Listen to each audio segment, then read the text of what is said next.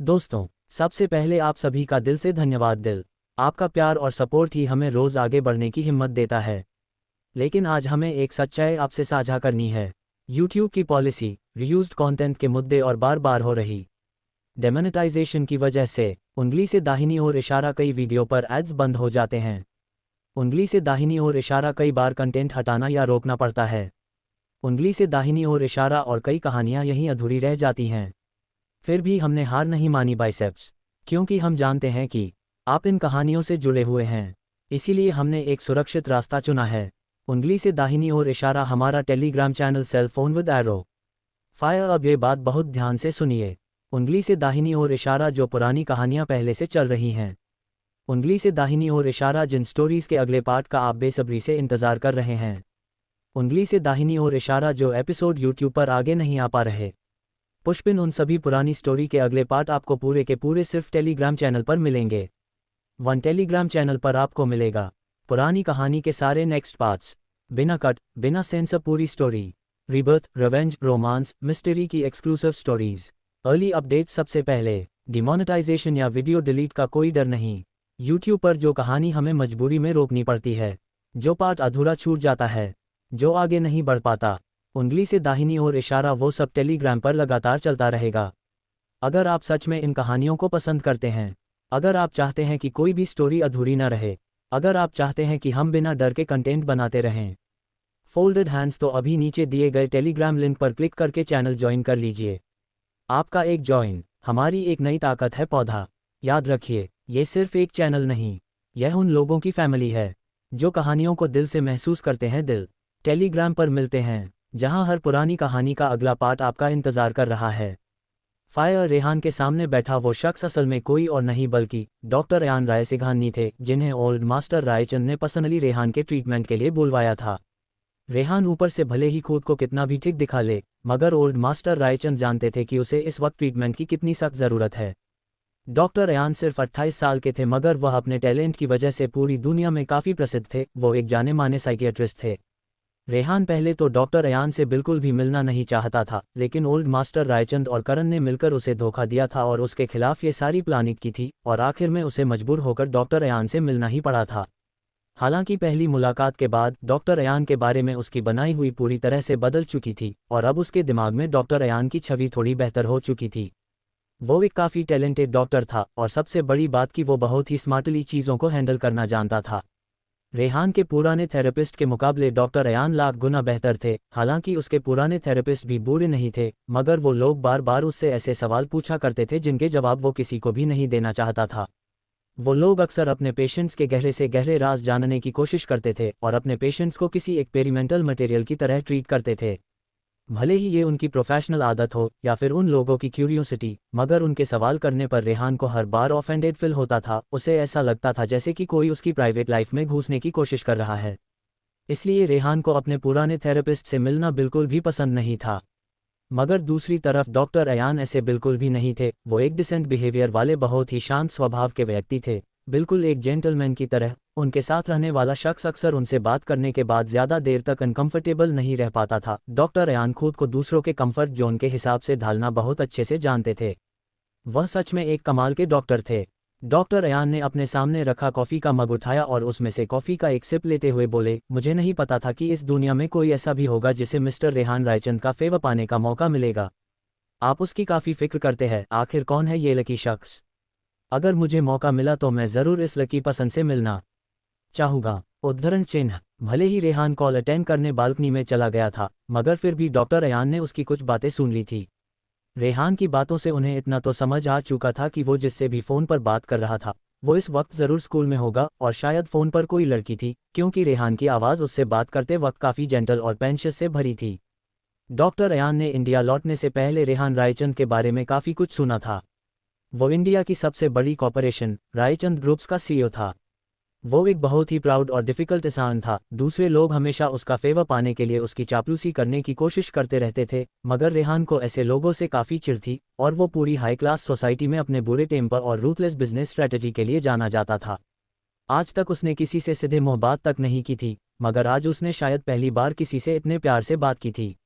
अगर डॉक्टर अयान का गैस बिल्कुल सही था तो कॉल मौजूद शख्स जरूर वही लड़की होगी जिसके साथ रेहान राइडर्स हिल्स गया था। ये लड़की रेहान की बीमारी को ठीक करने में उनकी काफ़ी मदद कर सकती थी। रेहान भी जानता था कि डॉक्टर अयान के दिमाग में क्या चल रहा है। वो रेहान और उसकी बीमारी के बारे में थोड़ा और बेहतर तरीके से जानना चाहता था, मगर फिर भी रेहान इस वक्त उसके सवालों के जवाब नहीं देना चाहता था। रेहान ने एक नज़र अयान की तरफ देखा और फिर सोफे से टिकते हुए बोला, फिक कभी, वो एक स्कूल स्टूडेंट है और इस वक्त अपनी पढ़ाई में बिजी है।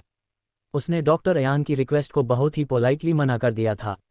रेहान के जवाब को सुनकर अयान थोड़ा हैरान हुआ, मगर उसने जल्द ही अपनी हैरानी को छुपा लिया। रेहान का प्रोटेक्टिव बिहेवियर देखकर ऐसा लग रहा था जैसे कि वो कोई खजाना छुपाने की कोशिश कर रहा हो। रेहान शायद चाहता ही नहीं था कि दूसरों की नज़र उसके कीमती खजाने पर पड़े, और क्योंकि रेहान उस शख्स के बारे में बात नहीं करना चाहता था, इसलिए अयान ने भी उसे ज़्यादा फोर्स नहीं किया। ओके ठीक है, चलिए हम इस टॉपिक यही छोड़ देते हैं, पर मैं आपसे कुछ पूछना चाहता था। अयान भले ही अब्राड में पला बड़ा था, मगर फिर भी उसे अपने देश के एजुकेशन सिस्टम के बारे में काफ़ी कुछ पता था। इसलिए उसने रेहान से कहा, मैंने सुना है कि इंडिया में अक्सर स्कूल के स्टूडेंट्स पर उनके ग्रेड्स, रिजल्ट्स और पढ़ाई को लेकर काफ़ी प्रेशर होता है, और ऐसे में उनकी मेंटल हेल्थ पर अच्छा खासा असर पड़ता है। इसलिए एक प्रॉपर मेंटल स्टेट बनाए रखना स्कूल के स्टूडेंट्स के लिए सबसे ज़्यादा ज़रूरी है। आपका इस बारे में क्या ख्याल है मिस्टर रायचंद? उद्धरण चिन्ह। रेहान ने ये सुनकर अपनी आईब्रो उचकाए और अयान की तरफ देखने लगा। वो इनडायरेक्ट तरीकों से ईशानी के बारे में जानने की कोशिश कर रहा था। हालांकि रेहान उसकी बातों से सहमत था, मगर इसका मतलब ये नहीं था कि वो उसे ईशानी के बारे में सब कुछ बता देगा। रेहान ने अपना सर हिलाया और फिर अयान से कहा, डॉक्टर अयान, मैंने सुना है कि आप इस बार किसी खास काम से इंडिया आए हैं और अब आप यहीं रहने वाले हैं, क्या ये सच है? उद्धरण चिन्ह। उन्होंने सिर हिलाया और पूछा, डॉक्टर गु, मैंने सुना है कि आप इस बार कुछ समय के लिए देश में रहने वाले हैं, क्या मैं सही हूँ? रेहान का सवाल सुनकर अयान बेबसी से मुस्कुराया और फिर अपना सर हिलाते हुए बोला, हाँ, मुझे इंडिया में कुछ ज़रूरी काम है। उद्धरण चिन्ह। अगर ऐसा है तो मैं आपका ज़्यादा टाइम बर्बाद नहीं करूँगा डॉक्टर अयान, आई थिंक अब आपको जाना चाहिए, आपका काम ज़्यादा ज़रूरी है। रेहान ने बहुत ही सीरियस एक्सप्रेशंस के साथ कहा। रेहान की बातें सुनकर अयान बस मुस्कुर कर रह गया। जैसा कि उसने सोचा था, रेहान से डील करना काफ़ी मुश्किल होने वाला था। आप जैसा सोच रहे हैं वैसा कुछ भी नहीं है मिस्टर रायचंद। असल में इस बार मसूरी आया था किसी इंपॉर्टेंट काम से, और क्योंकि मसूरी और देहरादून एक दूसरे से ज़्यादा दूर नहीं है, इसलिए मुझे मेरे काम में बिल्कुल भी देरी नहीं होगी, आप बेफिक्र रहे, अयान ने कहा। तो रेहान थोड़ा चौंक गया। उसने अयान की तरफ देखा और खुद से बोला, मसूरी। उद्धरण चिन्ह। रात का वक्त। बेदी विला। बेदी विला में आज रात का डिनर किसी दावत से कम नहीं था। डाइनिंग टेबल पर अलग अलग प्रकार की डिशेज रखी हुई थी और आज सारा खाना साक्षी की पसंद का बनवाया गया था। मगर डाइनिंग टेबल पर मौजूद का लोगों का मूड टेबल पर रखे गर्मा गर्म और लजीज खाने से बिल्कुल उलट, काफ़ी खराब और तनावपूर्ण था। असल में आरती ने यह सोचा था कि साक्षी के पेंटिंग कंपटीशन जीतने के बाद वो सभी रात को घर पर उसकी जीत को सेलिब्रेट करेंगे, इसलिए उन्होंने पुष्पा आंटी से कहकर खास तौर पर इस डिनर को प्लान किया था, और पुष्पा आंटी ने भी आज की लजीज दावत को रेडी करने में कोई कसर नहीं छोड़ी थी। मगर किसने सोचा था कि ये डिनर पार्टी उन सभी के लिए टॉर्चर बनने वाली है।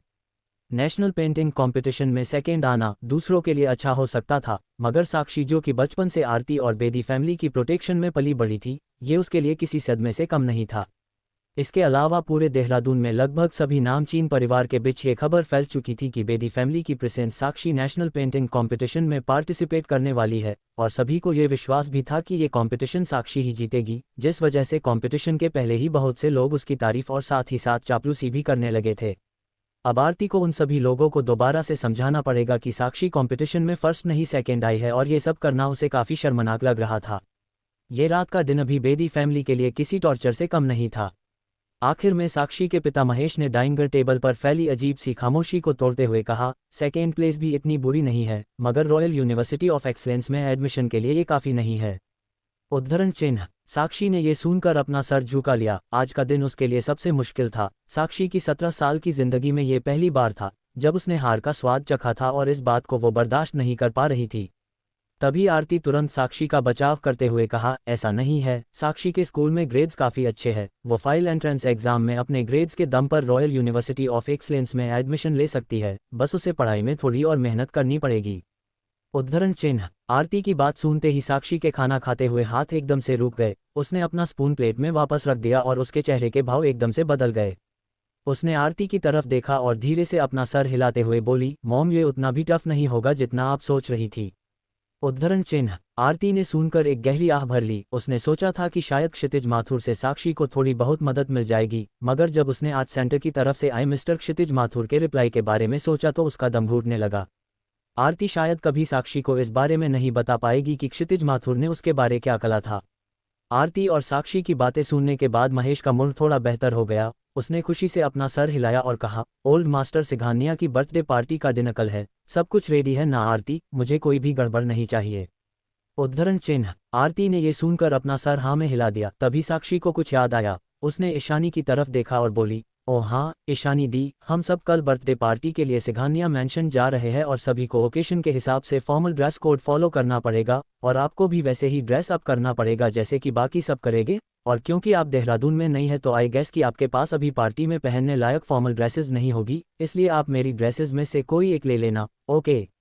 उद्धरण चिन्ह। ईशानी ने ये सुनकर अपना सर उठाकर धीरे से साक्षी की तरफ देखा। साक्षी के ये शब्द उसे अपने पिछले जन्म की याद दिला रहे थे। अपनी पिछली जिंदगी में ईशानी उस कार एक्सीडेंट की वजह से 1 महीने तक हॉस्पिटल में एडमिट रही थी, इसलिए उसे ओल्ड मास्टर सिघानिया की बर्थडे पार्टी अटेंड करने का मौका नहीं मिला था। और क्योंकि ईशानी हॉस्पिटल में थी, इसलिए साक्षी ने नेशनल पेंटिंग कंपटीशन भी बहुत आसानी से जीत लिया था। साक्षी की जीत से पूरा बेदी परिवार बेहद खुश था और महेश बेदी ने अपनी बेटी की इस जीत को सेलिब्रेट करने के लिए एक बहुत बड़ी पार्टी ऑर्गेनाइज की थी। हालांकि ये सेलिब्रेशन पार्टी साक्षी के नेशनल पेंटिंग कंपटीशन को जीतने के तुरंत बाद ही होने वाली थी, मगर क्योंकि ईशानी हॉस्पिटल में एडमिट थी, इसलिए साक्षी ने एक अच्छी बहन होने का फर्ज निभाते हुए आरती और महेश से पार्टी को थोड़ा पोस्टपोन करने के लिए कह दिया। और महेश ने भी अपनी लाडली बेटी की बात मानते हुए पार्टी को पोस्टपोन कर दिया था। आखिर में उन्होंने इस पार्टी को ईशानी के हॉस्पिटल से डिस्चार्ज होने के बाद रखा था, ताकि साक्षी के जीत के जश्न के साथ साथ ईशानी के घर वापस आने की भी खुशी वो लोग साथ में मना पाए। मगर उस वक्त ईशानी को कहाँ पता था कि ये पार्टी तो बस दुनिया वालों के लिए एक दिखावा था। असल में बेदी परिवार को उसके घर आने की कोई खुशी नहीं थी। अपनी पिछली जिंदगी में ईशानी जब हॉस्पिटल से डिस्चार्ज होकर घर वापस आए, तब उसे ऐसा लगा जैसे कि पूरे बेदी परिवार ने खुले दिल से उसका स्वागत किया है। मगर बाद में उसके साथ जो कुछ भी हुआ, उस हादसे ने ईशानी के ख्यालों को पूरी तरह से गलत साबित कर दिया। उस समय साक्षी ने ईशानी को अपनी ड्रेस उधार देने के लिए यही सेम टू सेम बहाना बनाया था। असल में जिस ड्रेस की साक्षी बात कर रही थी, वो ड्रेस साक्षी ने खुद भी पहले काफ़ी बार सोशल फंक्शंस और पार्टीज़ में पहनी हुई थी। लेकिन उससे भी ज़्यादा ज़रूर और सबसे इम्पोर्टेंट बात यह थी कि साक्षी की वो ड्रेस टोटल कस्टम मेड थी, जो कि खास तौर पर आरती ने साक्षी के लिए बनवाई थी। उस ड्रेस को साक्षी के साइज़ और फिगर को ध्यान में रखकर बनाया गया था, इसलिए वो साक्षी के अलावा किसी और को कभी फिट नहीं आ सकती थी, और ये उस ड्रेस की खासियत थी। मगर ईशानी के पिछले जन्म में साक्षी ने सब कुछ जानते हुए भी जानबूझकर वही ड्रेस ईशानी को सेलिब्रेशन पार्टी में पहनने के लिए दी थी, और साक्षी की इस चाल को ईशानी ने उस वक्त उसका प्यार समझ लिया था। जब पार्टी के दौरान आरती उसे सभी मेहमानों से मिलवा रही थी, तब सब उसे काफ़ी अजीब और तिरस्कार भरी नज़रों से देख रहे थे। ईशानी को उस वक्त समझ नहीं आ रहा था कि आखिर ये सब हो क्या रहा है। मगर जब साक्षी की बेस्ट फ्रेंड संजना ने पार्टी में सबके सामने उसकी पहनी हुई ड्रेस का मजाक उड़ाया, तब उसे समझ आया था कि पार्टी में सभी लोग उसे अजीब नज़रों से क्यों देख रहे थे। साक्षी ने ईशानी का सबसे सामने मजाक बनाने के लिए उसे जानबूझकर अपनी वो कस्टम मेड ड्रेस पहनने के लिए दी थी। इस पार्टी के दौरान संजना ने अपने बाकी दोस्तों के साथ मिलकर ईशानी का मजाक उड़ाने में और उसे बेइज्जत करने में कोई कसर नहीं छोड़ी। क्या तुम्हें इतना भी नहीं पता कि जो ड्रेस तुमने पहनी है वो एक कस्टम मेड ड्रेस है? उस ड्रेस की बेल्ट पर साक्षी का नाम भी लिखा हुआ है। तुम भला इसे पहन कैसे सकती हो? तुम सच में गवार हो। संजना की ये तानों भरी बातें ईशानी आज तक नहीं भूली थी। उस पार्टी वाली रात के बाद से वो पूरे देहरादून में बस एक मजाक बनकर रह गई थी। क्या तुमने देखा, बेदी फैमिली की इस सौतेली बेटी के पास पार्टी में पहनने के लिए एक ड्रेस तक नहीं है, तभी तो उसने पार्टी में साक्षी की कस्टम मेड ड्रेस पहन ली। उस पर यह ड्रेस काफ़ी अजीब लग रही है, ये बहुत ही शर्मनाक है। उद्धरण चिन्ह। मुझे लगता है शायद वो ये ड्रेस अपने लिए चाहती होगी, आखिर ड्रेस इतनी खूबसूरत जो है, मगर लगता है कि वो खुद को आईने में देखना भूल गई है। ये ड्रेस उस पर बिल्कुल भी सूट नहीं कर रही है। उद्धरण चिन्ह। मैंने सुना है कि ये लड़की मसूरी जैसे छोटे से शहर से आई है और ज़्यादा पढ़ी लिखी भी नहीं है, उसे भला ड्रेसेस और कपड़ों के बारे में क्या ही पता होगा। पता नहीं बेदी परिवार इस गवार लड़की को कैसे हैंडल करेगा। गॉड, अगर मेरी फैमिली में ऐसा हुआ होता ना, तो मैं उस जैसी लड़की को एक पल के लिए भी अपने घर में नहीं रुकने देती। This is so embarrassing. इस लड़की को क्या ये भी नहीं पता कि साक्षी उस ड्रेस को कई बार पहन चुकी है और ये ड्रेस सिर्फ उसी पर सूट करती है। उद्धरण चिन्ह। साक्षी ने ईशानी को उस कस्टम मेड ड्रेस को पहनने के लिए काफ़ी मनाया था। उसने बहुत बढ़ चढ़कर उस ड्रेस की और ईशानी दोनों की तारीफ की थी, जिस वजह से ईशानी ने आखिर में साक्षी के कहने पर उसको ड्रेस पहन भी लिया था। मगर इस बारे में कोई भी नहीं जानता था, लोग तो बस बिना सच जाने ईशानी को बेइज्जत करने में लगे हुए थे। अपने पिछले जन्म की इस घटना के बारे में सोचते ही ईशानी की आंखें एकदम से कोल्ड हो गई और उसका चेहरा पूरी तरह से भावहीन हो गया। उसने साक्षी की तरफ देखा जो एक उम्मीद के साथ ईशानी की तरफ ही देख रही थी। मगर ईशानी की नज़रों में ना जाने ऐसा क्या था कि साक्षी उससे ज़्यादा देर तक अपनी नज़रें नहीं मिला पाए। उसने अपनी पलकें झुकाए और थोड़ा परेशान होते हुए बोली, ईशानी दी, आपने जवाब नहीं दिया, आप मेरी ड्रेस पहन लेगी ना? उद्धरण चिन्ह। ईशानी ने ये सुनकर अपना चेहरा फेर लिया और बेहद शांति के साथ बोली, नो थैंक यू, बट मुझे तुम्हारी ड्रेस नहीं चाहिए। उद्धरण चिन्ह। ये सुनते ही आरती ने उसे हल्के गुस्से में देखा। उसे लगा कि शायद ईशानी सिचुएशन को समझ नहीं रही है, इसलिए उसने ईशानी को ताना मारते हुए कहा, ओल्ड मास्टर सिघानिया की बर्थडे पार्टी एक ऑफिशियल ओकेशन है, ऐसे में तुम क्या वहां पर अपने इस पुराने जींस और टॉप में जाना चाहती हो? उद्धरण चिन्ह। ईशानी ने एक उड़ती हुई नज़र आरती पर डाली और कहा, मुझे किसी और के कपड़े पहनना पसंद नहीं है। ईशानी के इस जवाब पर आरती को समझ ही नहीं आया कि वो आगे क्या कहे। वही साक्षी भी ईशानी का जवाब सुनकर एक पल के लिए चौंक गई और उसकी पकड़ अपने चम्मच पर कस गई। अक्षत तो ये सुनकर गुस्से में लगभग अपनी चेयर से उठते हुए बोला, एक तो मेरी बहन तुम पर दया खाकर तुम्हें ड्रेस उधार दे रही है और तुम्हारी मदद करने की कोशिश कर रही है, मगर तुम उसे ही एटीट्यूड दिखा रही हो। तुम्हारी हिम्मत कैसे हुई साक्षी दी को मना करने की? उद्धरण चिन्ह। मगर अक्षत इसके आगे कुछ कह पाता उससे पहले ही महेश ने उसे घूरा और अपनी सख्त आवाज में कहा, बड़ों के बीच में बोलना कोई मैनर्स नहीं होते हैं, इस बात से तुम्हारा कोई लेना देना नहीं है, इसलिए चुपचाप बैठकर अपना दिन खत्म करो। हालांकि अक्षत का मन तो नहीं था, मगर उसमें महेश के सामने कुछ भी कहने की हिम्मत नहीं थी, इसलिए डर के मारे वो वापस अपनी चेयर पर बैठ गया। मगर उसका बड़बड़ाना अब भी जारी था। एक तो वो पहले ही हमारे घर में घुस आई है और हमारी मॉम को हमसे दूर करने की कोशिश कर रही है, उसे भला एक मामूली सी ड्रेस की चिंता क्यों होगी? उद्धरण चिन्ह। अक्षत के इतना कहते ही पूरे डाइनिंग टेबल पर एक अजीब सी खामोशी फैल गई। कुछ पल बाद महेश ने उस अजीब सी खामोशी को तोड़ते हुए कहा, मैं आखिरी बार तुमसे कह रहा हूं अक्षत, ईशानी तुम्हारी मॉम की बेटी है और तुम्हारी बड़ी बहन भी है, इसलिए अपने शब्दों पर थोड़ा लगाम लगाओ। उद्धरण चिन्ह। इस बार अक्षत ने कुछ नहीं कहा, मगर उसके चेहरे को देखकर ही पता चल रहा था कि वो अपने डैड की इस बात से बिल्कुल भी खुश नहीं है। डाइनिंग टेबल पर फैले उस तनाव और टेंशन से भरपूर माहौल ने आरती का लगभग दम ही घोट दिया था। जब से ईशानी घर आई थी तब से उसका एक भी दिन बेदी विला में सुकून भरा नहीं बिता था।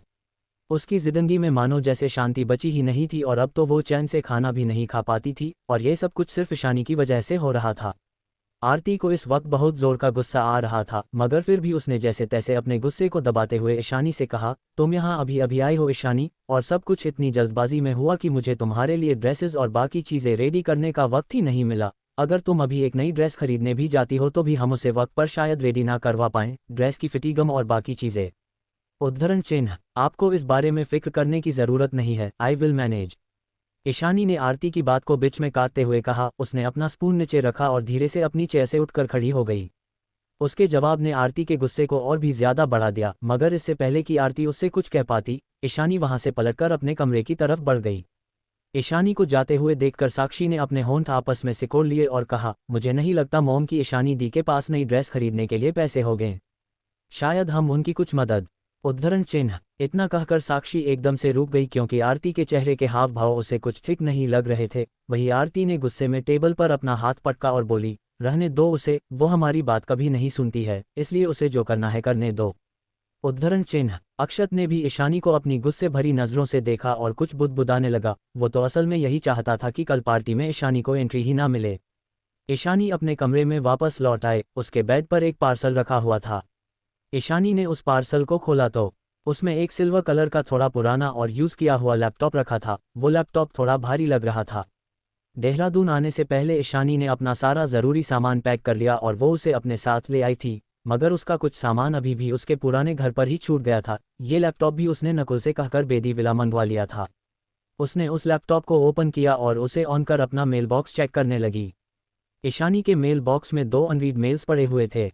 एक मेल लॉर्ड के डिजाइनिंग डिपार्टमेंट से आया था, जो कि उसे 3 दिन पहले भेजा गया था। वही दूसरा मेल किसी प्रणति के नाम से आया था। उस ईमेल को देखकर ईशानी की आंखें एकदम से छोटी हो गई। ये ईमेल उसे करीब 2 हफ्ते पहले आया था, मतलब कि दादी माँ की मौत के एक दिन बाद। उसने लॉर्ड से आए पहले ईमेल पर क्लिक किया और उसे पढ़ने लगी। डियर ईशा, कॉन्ग्रेचुलेशंस, आपके डिज़ाइंस कई राउंड्स की जजिंग के बाद आखिरकार फाइनल राउंड तक पहुंच गए हैं। अब से ठीक 1 महीने बाद हम दिल्ली में अपना ऑटम विंटर कलेक्शन लॉन्च करने वाले हैं और इसके लिए हम एक बहुत बड़ा फैशन शो ऑर्गेनाइज कर रहे हैं। फैशन शो के साथ ही डिजाइनिंग कंपटीशन का फिनाले राउंड भी उसी दिन होगा। So we are sincerely inviting you for the show with regards A&S groups of company.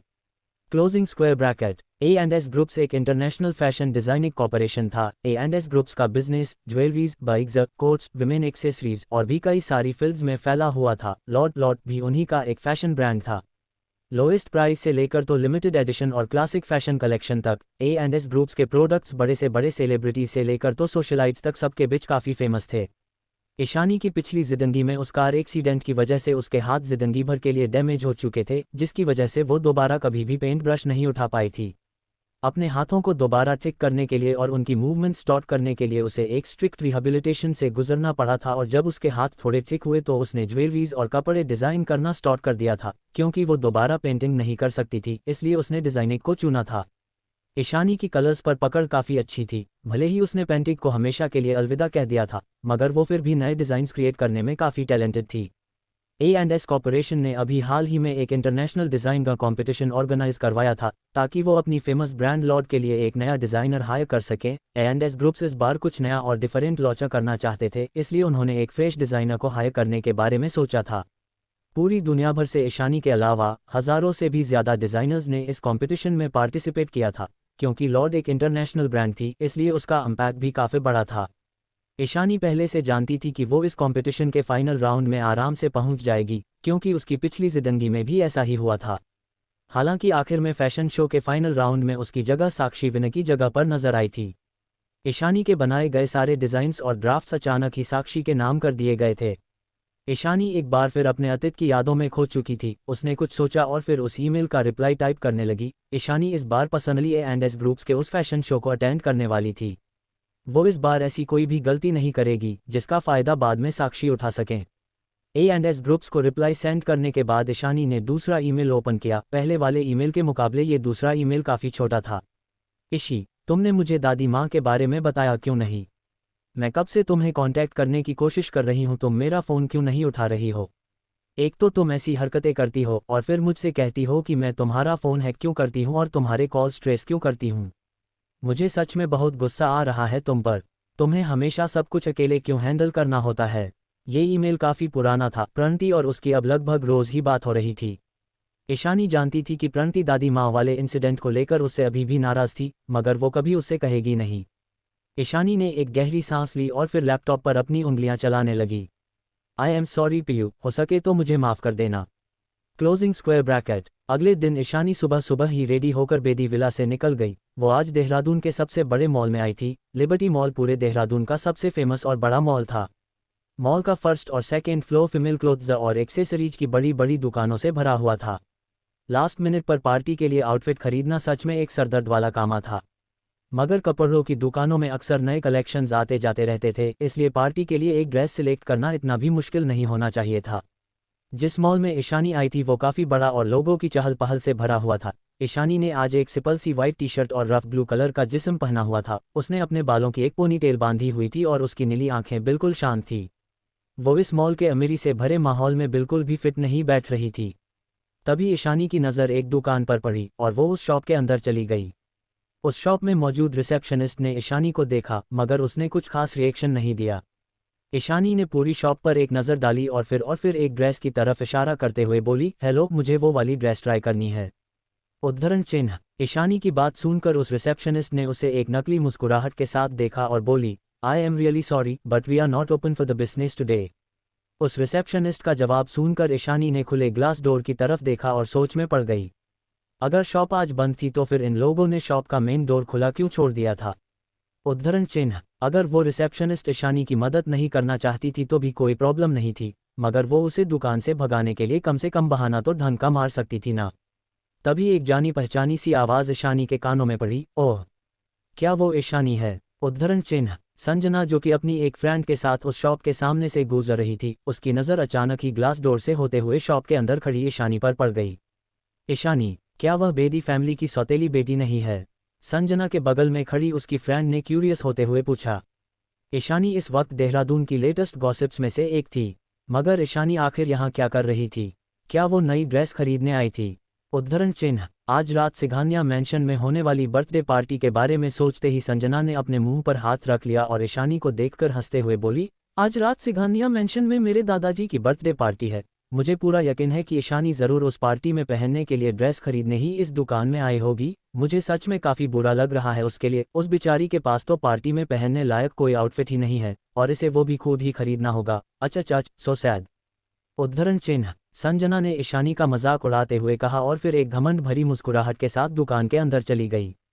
Sanjana को देखते ही उस शॉप में मौजूद रिसेप्शनिस्ट के चेहरे पर तुरंत एक हल्की सी मुस्कुराहट तैर गई। Miss Sanjana, welcome. आज आपका यहाँ आना कैसे हुआ? उस रिसेप्शनिस्ट ने एक हल्की मुस्कुराहट के साथ संजना से सवाल किया। संजना ने ये सुनकर एक नज़र ईशानी की तरफ देखा और फिर उसी ड्रेस की तरफ इशारा किया जिसे पहले ईशानी ने सिलेक्ट किया था और मुस्कुराते हुए बोली, मुझे वो ड्रेस चाहिए। संजना की बात सुनते ही उस रिसेप्शनिस्ट की मुस्कुराहट अचानक से फीकी पड़ गई। मिस संजना, प्लीज़ मुझे माफ़ कर दीजिएगा, मगर आज हमारी शॉप कस्टमर्स के लिए खुली नहीं है। उस रिसेप्शनिस्ट ने एक कड़वी मुस्कुराहट के साथ कहा। उसकी बात सुनकर संजना चौंक गई। तभी अचानक ईशानी का फ़ोन रिंग होने लगा। 39 उसने अपना फ़ोन अपनी जिस्म की पॉकेट से निकाला और उसे देखा तो उस पर रेहान का कॉल आ रहा था। मिस्टर रायचंद, ईशानी ने कॉल पिक करने के बाद कहा। फ़ोन के दूसरी तरफ से रेहान की शांत आवाज़ उसके कानों में पड़ी, क्या तुम अभी फ्री हो? अगर फ्री हो तो क्या तुम लिबर्टी मॉल के सेकेंड फ्लोर पर आ सकती हो? उद्धरण चिन्ह। ईशानी ये सुनकर थोड़ा चौंकते हुए बोली, मिस्टर रायचंद, मैं इस लिबर्टी मॉल में ही हूँ, क्या आपको कुछ काम था मुझसे? रेहान ने उसके सवाल को इग्नोर किया और उससे पूछा, इस वक्त कहाँ हो तुम? उद्धरण चिन्ह। सेकेंड फ्लोर पर विमेंस क्लोथ स्टोर में, ईशानी ने जवाब दिया। Okay, just wait there. इतना कहकर रेहान ने कॉल कट कर दिया। ईशानी उसका जवाब सुनकर हैरान रह गई। थोड़ी देर बाद उस कपड़ों के स्टोर में एक शख्स ने एंट्री ली। उस शख्स को देखकर रिसेप्शनिस्ट तुरंत उठकर उसके पास आ गई। प्रेसिडेंट रायचंद, वेलकम, आप फाइनली आ गए, पर ये क्या? मुझे तो बताया गया था कि आप अपनी एक फीमेल फ्रेंड के साथ उनके लिए कुछ ड्रेसेस ट्राई करने यहाँ आ रहे हैं। कहाँ है आपकी दोस्त? उस रिसेप्शनिस्ट ने बेहद अदब के साथ मुस्कुराते हुए रेहान से कहा। रेहान शॉप के अंदर आया और उसकी नज़र ईशानी पर आकर ठहर गई जो कि रिसेप्शनिस्ट के ठीक पीछे खड़ी थी। प्रेसिडेंट रायचंद, उस रिसेप्शनिस्ट ने आगे कुछ कहना चाहा, मगर तभी रेहान ने उसे अपनी कोल्ड नज़रों से देखा और वो रिसेप्शनिस्ट तुरंत खामोश हो गई। उसके बाकी के शब्द उसके गले में ही अटक गए और उसकी धड़कनें एकदम से तेज़ हो गई। रेहान ने उस रिसेप्शनिस्ट को इग्नोर किया और ईशानी की तरफ बढ़ गया। ईशानी भी रेहान को अपनी नीली और गहरी नज़रों से देख रही थी। रेहान ने उसे देखकर अपनी आईब्रो उचकाए और मुस्कुराते हुए बोला, तुम इतनी जल्दी आ गई? उद्धरण चिन्ह। उसे लगा था कि शायद मॉडर्न पब्लिक हाई स्कूल का स्टडी शेड्यूल काफ़ी टफ होता होगा, इसलिए ईशानी को आज संडे के दिन थोड़ा ज़्यादा आराम करने देना चाहिए। उसने दोपहर तक ईशानी को यहाँ मॉल में बुलाने का प्लान बनाया था, मगर ईशानी तो यहाँ पहले से मौजूद थी। वही रेहान को ईशानी से बात करते हुए देखकर उस रिसेप्शनिस्ट की मुस्कान अचानक से फीकी पड़ गई। उसने एक नज़र ईशानी की तरफ देखा और फिर रेहान को देखा। अचानक ही कुछ सोचकर उस रिसेप्शनिस्ट की आंखें हैरानी से फैल गई। ईशानी ने एक सिंपल सी टी शर्ट और जिस्म पहना हुआ था। क्या ये वही लड़की नहीं थी जिसके बारे में प्रेसिडेंट रायचंद ने सबको पहले से ही इन्फॉर्म कर दिया? वो आज इसी लड़की के साथ शॉपिंग के लिए आने वाले थे। उसके कपड़ों को देखकर ही पता चल रहा था कि उसकी टी शर्ट और जींस मिलाकर भी दोनों 1000 रुपये के ऊपर के नहीं थे और वो देखने में एक स्कूल स्टूडेंट लग रही थी। मगर ये मामूली सी लड़की प्रेसिडेंट रायचंद के लिए काफ़ी इंपॉर्टेंट थी। रेहान उसे काफ़ी पेंशंस और प्यार से ट्रीट कर रहा था। उसे नहीं पता था कि देहरादून में एक और नई हाई क्लास सोशलाइट आई है। उस रिसेप्शनिस्ट का दिल डर से भर गया। वो इस लड़की को पहचानने में चूक गई थी। उसने घबराते हुए अपना सर झुकाया और ईशानी से माफ़ी मांगने लगी। मैम प्लीज़ मुझे माफ़ कर दीजिए, मैं आपको पहचान नहीं पाई। मुझे नहीं पता था कि आप ही वो शख्स है जिनका हम कब से इंतजार कर रहे थे। मैं अपने पहले किए गए रूड बिहेवियर के लिए आपसे माफ़ी मांगती हूँ। आई एम रियली सॉरी। उद्धरण चिन्ह। ईशानी ने एक नज़र उस रिसेप्शनिस्ट को देखा और फिर रेहान से बोली, आज संडे था और कोई क्लास भी नहीं थी, तो मैंने सोचा कि मैं जल्दी मॉल आ जाती हूँ। उद्धरण चिन्ह। ये सुनकर रेहान ने अपना सर हिला दिया। आज ओल्ड मास्टर सिघानिया की बर्थडे पार्टी थी और बेदी फैमिली का ईशानी की तरफ अब तक जो बिहेवियर रहा था उसे देखते हुए रेहान समझ चुका था कि उन लोगों को ईशानी की कोई परवाह नहीं है। उन्होंने आज रात की पार्टी के लिए ईशानी के लिए कोई ड्रेस भी रेडी नहीं किया होगा। इसलिए रेहान ने सोचा कि वो खुद ही ईशानी के साथ मॉल आकर उसके लिए एक अच्छी सी ड्रेस सिलेक्ट करेगा। मगर यहाँ आकर तो उसे खुद ही सरप्राइज मिल गया। खैर, इसमें गलती भी तो उसी की थी। उसने पहले ईशानी को अपने इस शॉपिंग प्लान के बारे में नहीं बताया था, जिस वजह से आज उसके साथ शॉप में इतना कुछ हो गया। एक रिसेप्शनिस्ट ने उसके साथ मिसबिहेव किया। क्या यहाँ पर तुम्हें अपने लिए कुछ पसंद आया? रेहान ने सवाल किया तो ईशानी ने अपना सर ना में हिला दिया। वो रिसेप्शनिस्ट अभी भी डर के मारे अपना सर झुकाए खड़ी थी, क्योंकि ईशानी और रेहान दोनों ने ही उस रिसेप्शनिस्ट से एक बार भी बात नहीं थी। बात करना तो दूर, उन्होंने उसे एक नज़र देखा तक नहीं था, इसलिए उस रिसेप्शनिस्ट की भी कुछ कहने की हिम्मत नहीं हुई। उसके माथे पर पसीने की बूंदें उभर आई थी और उसके हाथ डर से कांप रहे थे। ईशानी का जवाब मिलते ही रेहान ने भी धीरे से अपना सर हिलाया और कहा, अगर ऐसा है तो फिर चलो, हम दूसरी दुकान पर चलते हैं। उद्धरण चिन्ह। ईशानी ने भी उसकी बात मान ली और वो दुकान से बाहर निकलने के लिए अपने कदम आगे बढ़ाने ही वाली थी कि तभी रेहान ने उसके कंधे पर टंगा उसका स्लिक बैग छीनकर अपने हाथों में ले लिया।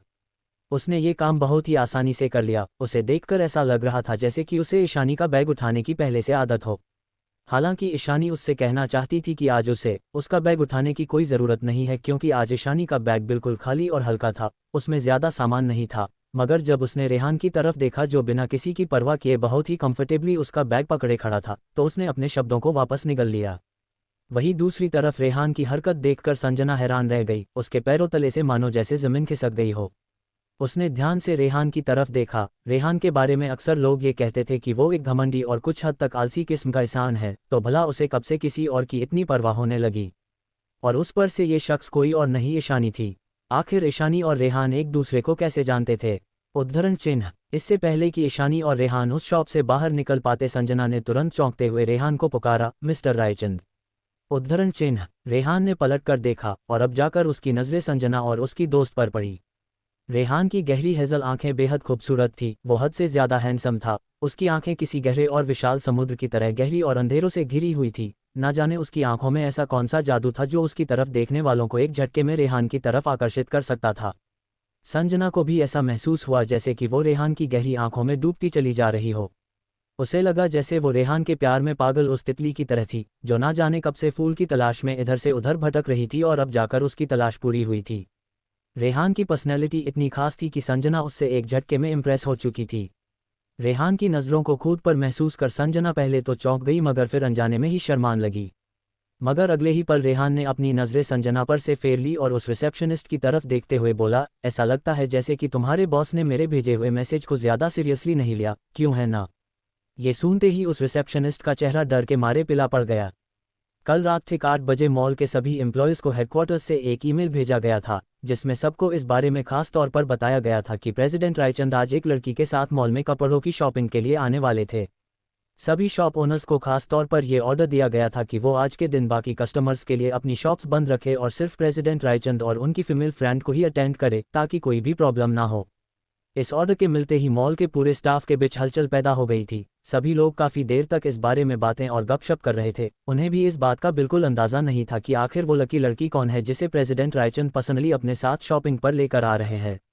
सभी शॉप्स के ओनर्स काफ़ी घबराए हुए थे, मगर साथ ही साथ वो प्रेसिडेंट रायचंद का वेलकम करने के लिए भी काफ़ी एक्साइटेड थे। उन सभी ने प्रेसिडेंट रायचंद की उस खास फीमेल फ्रेंड के लिए अपने दुकानों की सबसे बेहतरीन ड्रेसेस को निकलवा कर रखा था, इस उम्मीद में कि शायद उनके दुकान की कोई ड्रेस प्रेसिडेंट रायचंद की उस खास फ्रेंड को पसंद आ जाए और इसी बहाने वो सब रेहान का फेवर जीत सकें।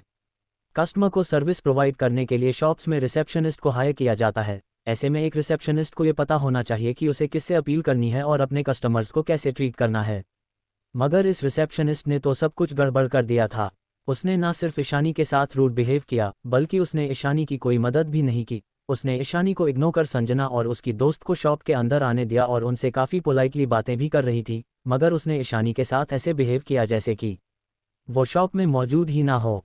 भले ही संजना अपनी दोस्त के साथ यहाँ सिर्फ कुछ कपड़े देखने आई थी, उसका इस दुकान से शॉपिंग करने का कोई प्लान नहीं था। हालांकि रिसेप्शनिस्ट ने उससे भी कहा था कि आज शॉप रेगुलर कस्टमर्स के लिए ओपन नहीं है, मगर फिर भी रेहान शॉप में किसी और के मौजूद होने से नाराज था। उसे आज ईशानी के साथ अकेले शॉपिंग करनी थी, मगर इस रिसेप्शनिस्ट ने अपनी बेवकूफ़ी में आकर रेहान का मूड स्पॉइल कर दिया था।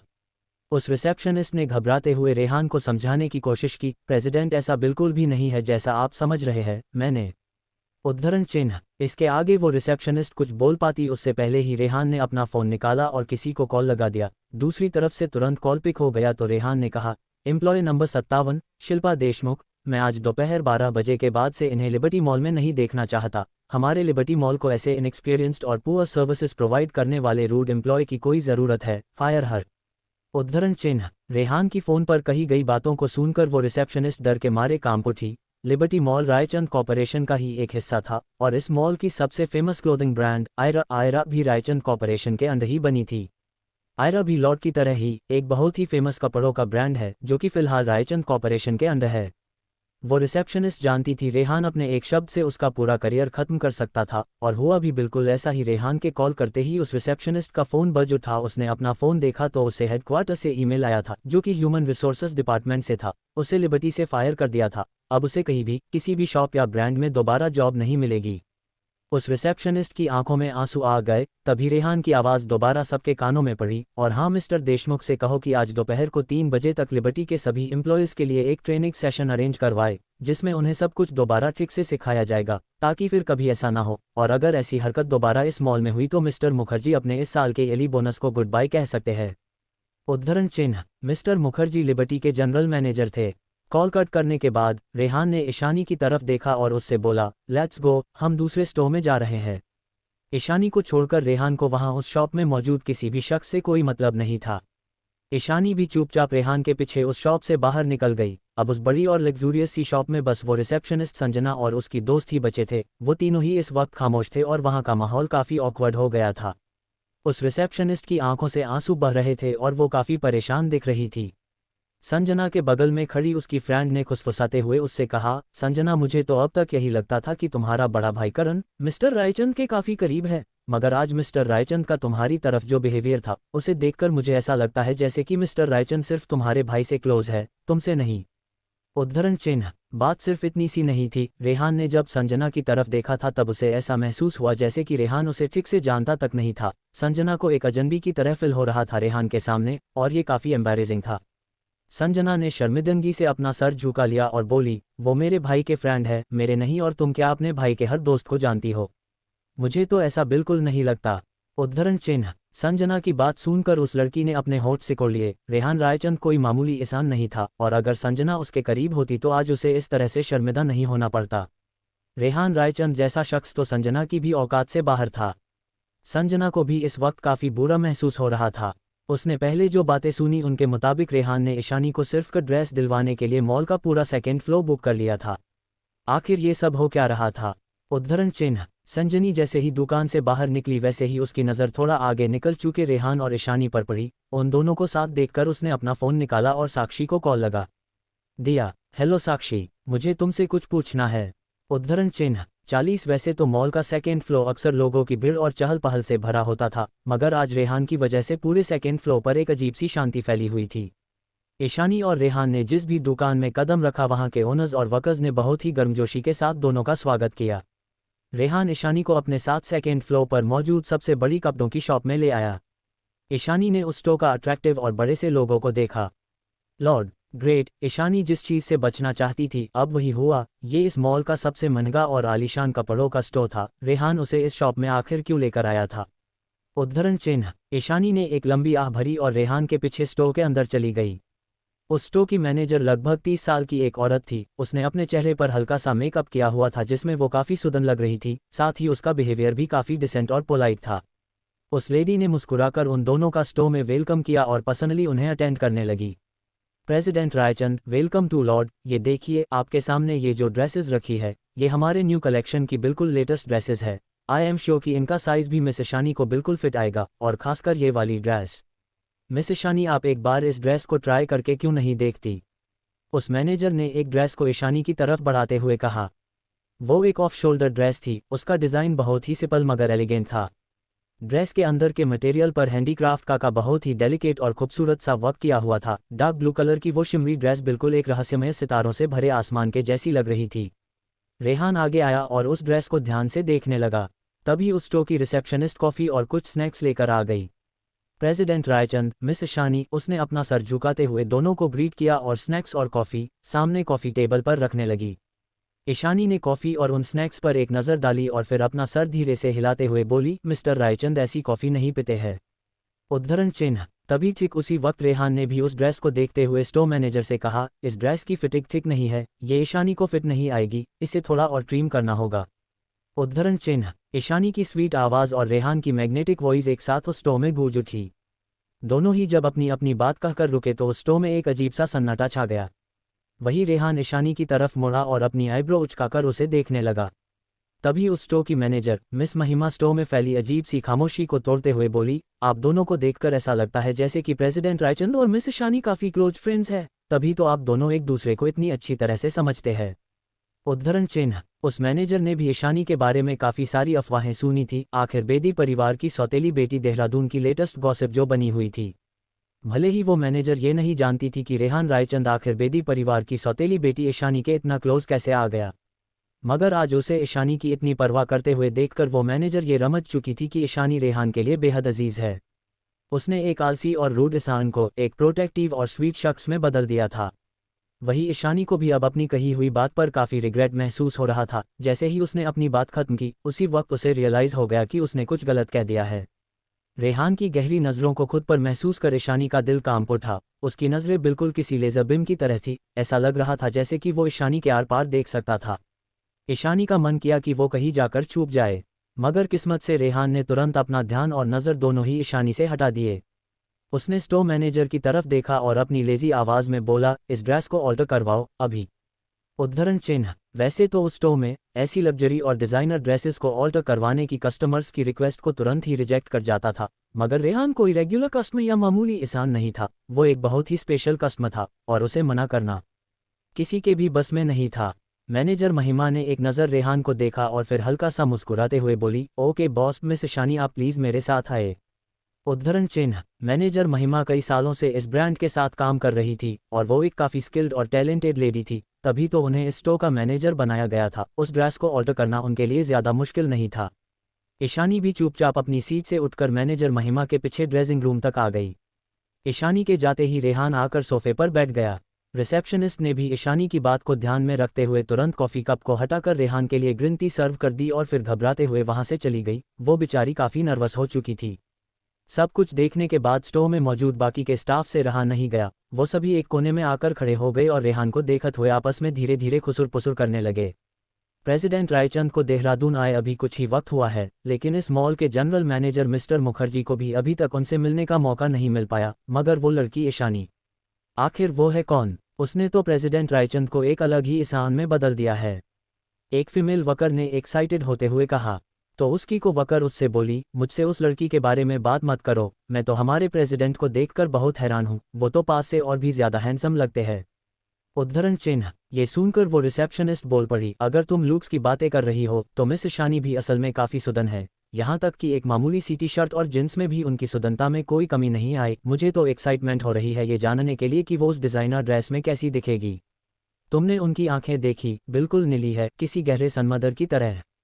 उद्धरण चिन्ह। ये सुनकर एक फीमेल वर्कर कुछ सोचते हुए बोली, वैसे क्या तुम लोगों को इस बारे में जानने की कोई एक्साइटमेंट नहीं है कि आखिर प्रेसिडेंट रायचंद को मिस ईशानी की कमर का नाप इतने परफेक्ट तरीके से कैसे पता है? उन्होंने ड्रेस को देखते ही बता दिया कि उसमें चेंजेस करने की ज़रूरत है। उद्धरण चिन्ह। उस फीमेल स्टाफ की बात खत्म होते ही सब एकदम से खामोश हो गए और अपनी आंखें बड़ी कर एक दूसरे की शक्ल देखने लगे। जनरल मैनेजर मुखर्जी और बाकी के सीनियर एग्जीक्यूटिव मेंबर्स ने जब रेहान के आने की खबर सुनी तो वो लोग भी तुरंत उस स्टोर में रेहान से मिलने के लिए आ गए। उन सभी को कल ही इस बात की खबर मिल चुकी थी कि आज उनके प्रेसिडेंट अपनी एक फीमेल फ्रेंड के साथ कपड़ों की शॉपिंग करने लिबर्टी में आने वाले हैं, इसलिए मैनेजर मुखर्जी ने पहले ही सभी को इस बारे में इन्फॉर्म कर दिया था ताकि प्रेसिडेंट के आने के बाद कोई भी गड़बड़ ना हो। मगर कौन जानता था कि मैनेजर मुखर्जी के सबको स्ट्रिक्ट ऑर्डर्स देने के बावजूद भी कुछ बेवकूफ़ लोग आखिर में गलती कर ही बैठेंगे। मैनेजर मुखर्जी को इस बात का काफ़ी दुख हो रहा था। मैनेजर मुखर्जी जब बाकी के सीनियर एग्जीक्यूटिव्स के साथ स्टोर के अंदर आए तो उन्होंने देखा कि रेहान सोफे पर आराम से बैठा हुआ था। उसे देखकर ऐसा लग रहा था जैसे कि वो शायद किसी का इंतजार कर रहा हो। ये नज़ारा देखकर मैनेजर मुखर्जी के साथ बाकी सब भी हैरान रह गए। उन्होंने आज से पहले अपने प्रेसिडेंट को कभी किसी के लिए भी इंतजार करते हुए नहीं देखा था और रेहान के इस बिहेवियर ने उन्हें और भी ज़्यादा उत्सुक कर दिया था ये जानने के लिए कि आखिर ड्रेसिंग रूम के अंदर मौजूद वो लड़की है कौन, जिसका इंतजार खुद उनके प्रेसिडेंट कर रहे थे। इतनी इंपॉर्टेंट लेडी के साथ उनके एक स्टाफ मेंबर ने कुछ देर पहले काफ़ी रूड बिहेव किया। ये सोचते ही मैनेजर मुखर्जी के पसीने छूट गए। मैनेजर मुखर्जी ने एक गहरी सांस लेकर खुद को शांत किया और फिर रेहान के पास आकर बोले, प्रेसिडेंट रायचंद, मैं अपनी गलती के लिए काफ़ी शर्मिंदा हूँ, प्लीज़ मुझे माफ़ कर दीजिए, आगे से ऐसी गलती दोबारा लिबर्टी में कभी नहीं होगी। उद्धरण चिन्ह। रेहान ने ये सुनकर शांति से मैनेजर मुखर्जी की तरफ देखा। रेहान को गुस्से में ना पाकर मैनेजर मुखर्जी को काफ़ी अजीब लगा। क्या ये प्रेसिडेंट का नया तरीका है अपना गुस्सा दिखाने का? उद्धरण चिन्ह। रेहान अपने शॉप टेपन और रूड बिहेवियर के लिए काफ़ी फेमस था, इसलिए मैनेजर मुखर्जी को लगा कि वो शायद उनकी इस गलती को इतनी आसानी से माफ़ नहीं करेगा, मगर अब अपने प्रेसिडेंट को देखकर उन्हें ऐसा महसूस हो रहा था जैसे कि वो काफ़ी अच्छे मूड में है। उनके चेहरे पर गुस्से का नामो निशान तक नहीं था। अगली बार से ऐसी गलती दोबारा नहीं होनी चाहिए, रेहान ने बड़ी ही शांति के साथ कहा। उसकी आवाज़ में बिल्कुल भी गुस्सा नहीं था, बल्कि एक आलसीपन था। रेहान की बात सुनकर मैनेजर मुखर्जी का खुशी से रोने का मन कर रहा था। आप बिल्कुल बेफिक्र रहिए प्रेसिडेंट, हम आज से अपना मैनेजमेंट और स्ट्रीक कर देंगे, दोबारा ऐसी गलती कभी नहीं होगी। Thank you president, thank you so much. उद्धरण चिन्ह। तभी अचानक मैनेजर मुखर्जी को याद आया कि उनके प्रेसिडेंट की वो फीमेल फ्रेंड जिसके साथ उस रिसेप्शनिस्ट ने रूड बिहेव किया था, वो कहीं नज़र नहीं आ रही थी, इसलिए वो इधर उधर अपनी नज़रें घुमाकर ईशानी को ढूंढने लगे। इतने सालों तक रेहान के साथ काम करने के बाद मैनेजर मुखर्जी रेहान को बहुत अच्छी तरह से समझते थे। वो जानते थे कि अगर ईशानी उनके मॉल के स्टाफ से नाराज़ रही तो उनके प्रेसिडेंट इस मामले को इतनी आसानी से जाने नहीं देंगे, इसलिए वो ईशानी से पर्सनली मिलकर उससे माफ़ी मांगना चाहता था। मगर उन्हें ईशानी स्टोर में कहीं भी नज़र नहीं आ रही थी। मैनेजर मुखर्जी ने रेहान की तरफ देखा और हिम्मत करते हुए बोले, प्रेसिडेंट, आपने तो कहा था कि आप अपनी दोस्त के साथ आने वाले हैं, आई वंडर कि आपकी फ्रेंड। उद्धरण चिन्ह। इससे आगे वो कुछ कह पाते कि तभी ड्रेसिंग रूम का दरवाज़ा खुल गया। दरवाज़ा खुलने की आवाज़ सुनकर रेहान ने तुरंत उस तरफ देखा। तभी ईशानी दरवाजे के पीछे से निकलकर बाहर आए और रेहान की नज़रें उन पर टिक गई। उसके सिल्की और सॉफ्ट बाल बिल्कुल किसी झरने की तरह उसके कंधे पर लहरा रहे थे और स्टोव की लाइट्स की वजह से वो चमक भी रहे थे। उसकी स्किन किसी दूध से भी ज़्यादा गोरी और बिल्कुल किसी शीशे की तरह नाजुक और साफ लग रही थी। उसकी पतली सुराहीदार गर्दन और कॉलरबोन्स उसे और भी ज़्यादा अट्रैक्टिव बना रहे थे। वो ड्रेस अब ईशानी बिल्कुल परफेक्टली फिट आ रही थी। ईशानी पर वो सिंपल और एलिगेंट ड्रेस बेहद खूबसूरत लग रही थी। ईशानी उस ड्रेस में बिल्कुल किसी खिलते हुए फूल की तरह लग रही थी। ईशानी को शायद खुद भी इस बात का अंदाज़ा नहीं था कि वो इस वक्त कितनी खूबसूरत लग रही है। ब्लू कलर की उस ड्रेस में ईशानी बिल्कुल एक आसमान में निकले चमकीले सितारे की तरह चमक रही थी और सबसे खूबसूरत थी उसकी नीली गहरी आंखें जो उसकी खूबसूरती में चार चांद लगा रही थी। ईशानी के ड्रेसिंग रूम से बाहर आते ही पूरे स्टोर में एक सन्नाटा सा छा गया। ईशानी की मनमोहन खूबसूरती ऐसी थी जिसकी सिर्फ दूर से देखकर तारीफ की जा सकती थी, क्योंकि उसे छूना किसी के बस में नहीं था। सबके रिएक्शन देखकर मैनेजर महिमा ने एक लंबी आह भरी। वो इसके अलावा और कर भी क्या सकती थी। उन्होंने अंदर ड्रेसिंग रूम में पहले की ईशानी की खूबसूरती का एक डेमो देख लिया था, इसलिए उन्हें खुशी थी कि उनका रिएक्शन बाकी सबके मुकाबले काफ़ी बेहतर था। ईशानी को उस ड्रेस में देखकर सबकी नज़रें उस पर टिक चुकी थी, आखिर वो इतनी खूबसूरत जो थी। मैनेजर महिमा ने ईशानी की तरफ देखा और फिर धीरे से बोली, आप पर यह ड्रेस बिल्कुल परफेक्टली सूट कर रही है मिस ईशानी, ऐसा लग रहा है जैसे कि ये ड्रेस खास आपके लिए ही बनी हो। वो ड्रेस अपने आप में पहले से ही काफ़ी खूबसूरत थी, मगर ईशानी के पहनने के बाद तो वो और भी ज़्यादा शानदार लग रही थी। ईशानी ने रेहान की तरफ देखा और उसे अपनी ड्रेस दिखाते हुए बोली, कैसी लग रही हूँ मैं इस ड्रेस में मिस्टर रायचंद। ईशानी को भी वो ड्रेस काफ़ी पसंद आई थी और उसका मानना था कि वो ड्रेस उस पर काफ़ी सूट भी कर रही थी। रेहान ने ईशानी के सवाल का कोई जवाब नहीं दिया। इनफैक्ट वो तो बस अपनी गहरी नज़रों से एकटक ईशानी को देखे जा रहा था। यहाँ तक कि जनरल मैनेजर मुखर्जी और बाकी के मैनेजमेंट स्टाफ के लोग भी ईशानी को देखकर स्तब्ध और हैरान थे। वो लोग काफ़ी इम्प्रेस्ड नज़र आ रहे थे। अचानक ही मैनेजर मुखर्जी के दिमाग में एक ख्याल उभर आया। इसमें कोई शक नहीं था कि प्रेसिडेंट मिस ईशानी की इतनी परवाह करते थे, उन पर इतना ध्यान देते थे, आखिर वो इतनी खूबसूरत जो है। उद्धरण चिन्ह। वो भी खुद को ईशानी की तारीफ करने से रोक नहीं पाए। मिस ईशानी, आप पर यह ड्रेस सच में बेहद खूबसूरत लग रही है। उद्धरण चिन्ह। तभी अचानक से रेहान ने प्रेसिडेंट मुखर्जी और बाकी लोगों की तरफ देखा और कहा, क्या आज लिबर्टी बंद है? आप लोग यहाँ पर खड़े होकर टाइम वेस्ट क्यों कर रहे हैं? क्या आप लोगों के पास कोई काम नहीं है? उद्धरण चिन्ह। मैनेजर मुखर्जी और बाकी के मैनेजमेंट स्टाफ ने जब अपने प्रेसिडेंट की ये बात सुनी तो वो सभी डर से कांप उठे। उनके प्रेसिडेंट अभी थोड़ी देर पहले तक तो बिल्कुल ठीक थे, तो फिर अचानक से उनका मूड क्यों बदल गया? आखिर इस मूड स्विंग का कारण क्या है?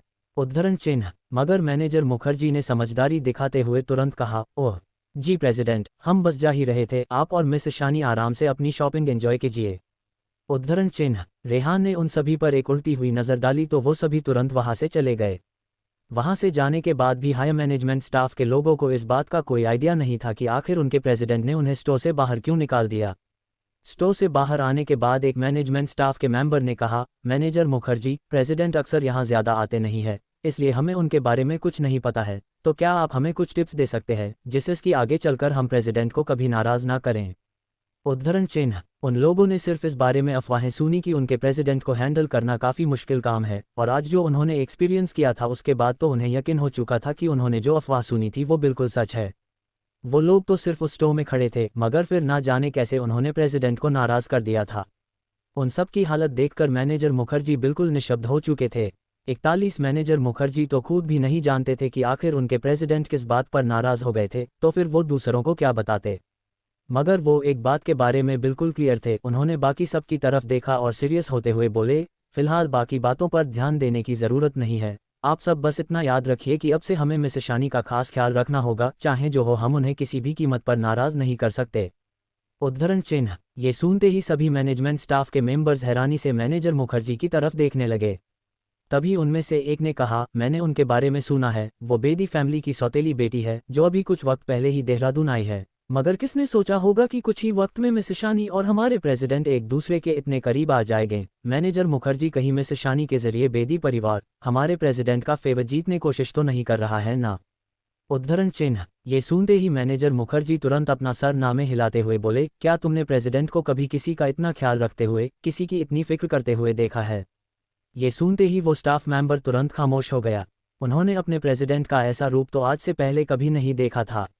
उद्धरण चिन्ह, तो अब जब आप सभी मिस ईशानी से मिल चुके हैं तो आपको ये भी पता होगा कि आगे क्या करना है। चाहे जो हो जाए, मिस ईशानी को कोई भी ऑफेंड नहीं करेगा। अगर आप में से कोई कभी उनसे बात करें तो इस बात का खास ख्याल रखिएगा। मैनेजर मुखर्जी ने सबको समझाया और फिर वहां से चले गए। इधर स्टोव में रेहान ईशानी को देखकर तुरंत सोफे से उठकर खड़ा हुआ और ईशानी के पास आ गया। पता नहीं क्यों मगर ईशानी रेहान के आंखों की तपिश को सह नहीं पा रही थी। उसे ऐसा महसूस हो रहा था जैसे कि ये तपन उसे जला रही हो। रेहान ने ईशानी को देखते हुए ही उससे पूछा, तुम्हारा बर्थडे कब आता है?